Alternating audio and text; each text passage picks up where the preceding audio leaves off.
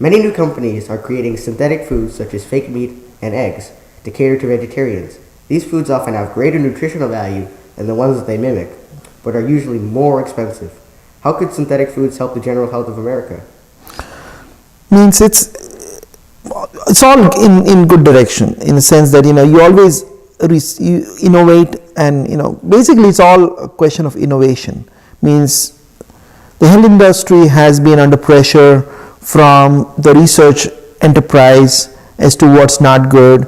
For example, right now you see most of the fast food industries offering healthy choices. Okay, so there is pressure on the food industry to do something that's health conscious. So they have to do it balancing the economics of food. They are in it to make money. The food industry is in it to make money, but they know that the partner in that industry is the consuming people. So they have to buy something, and the more the people get advocated about what's good and what's not good, then the pressure goes back to the industry to produce something that's good for the people, yet it becomes economically feasible for them. Now, what's good for us is what's healthy, and most of the things that are naturally available that are healthy are expensive, and the problem that makes it expensive is they don't last as long. The moment you introduce preservatives, things go on the cusp of being healthy to being unhealthy, because you really do not want to take unnatural chemicals into your system. So one of the things that most of the industries are trying to do is try to introduce in one package all the beneficial ingredients that you would possibly need, like your gummy vitamins. They have all the possible vitamins that you have times 10. So what that industry tries to tell you is, have this one gummy vitamin, gummy bear, and you'll have all the vitamins you need for the whole day. Makes sense. Instead of trying to find all possible food sources that will give you all those vitamins, which you first of all can't buy, second of all will be too expensive, third of all you won't have space in your stomach to actually put all of those things. So they pack this one into one powerful gummy bear that you take and you're done with it. So that's basically part of this fakeness, is that you possibly cannot have all those vitamins in a small little gummy bear until the industry makes it. So somebody went ahead and made those gummy bears, and those are the vitamins. Eggs, same thing. It's a notion that the yolk in the egg is bad for you, and in a sense it is if you eat too much of it, because it's high in low density lipoprotein, and cholesterol, which is both of those things are going to clog your arteries down the road.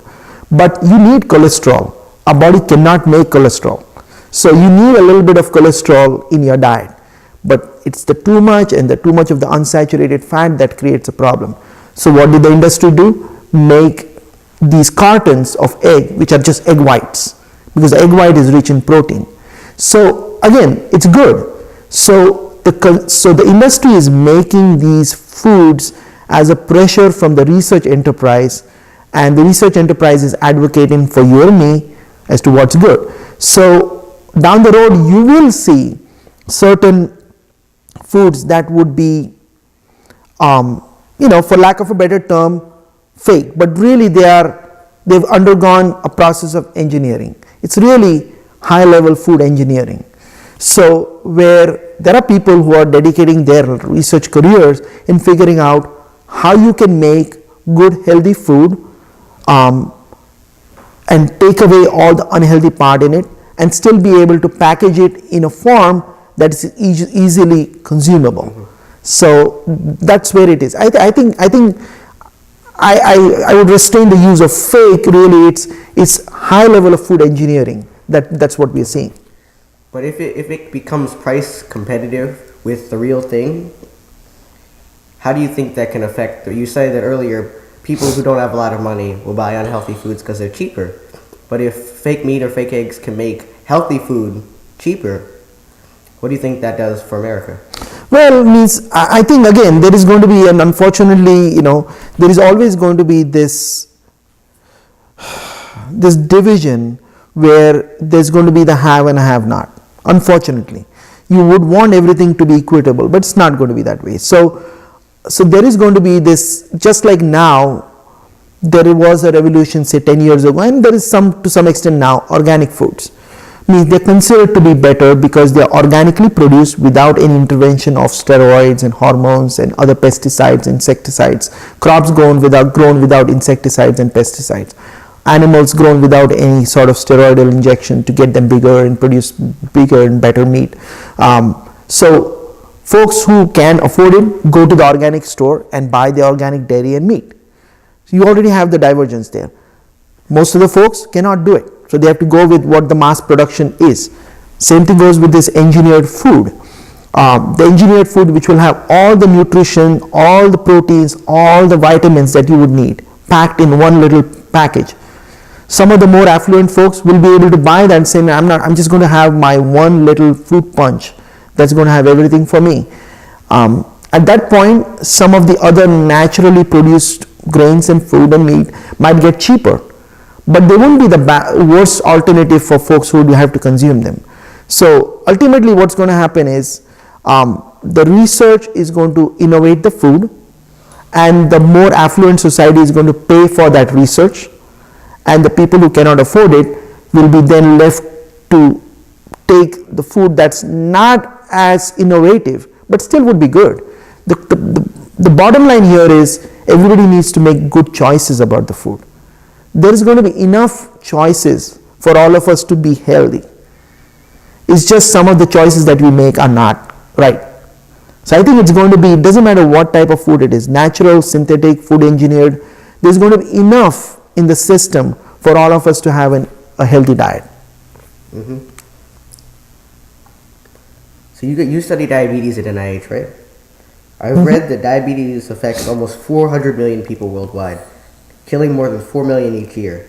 What is diabetes and what are its main causes? Well, diabetes doesn't necessarily kill a single person. What kills people are complications that arise as a result of the diabetes. Diabetes by itself is just increase in glucose in your system. That necessarily is not bad. Glucose doesn't kill us. It's the glucose that we can't burn off.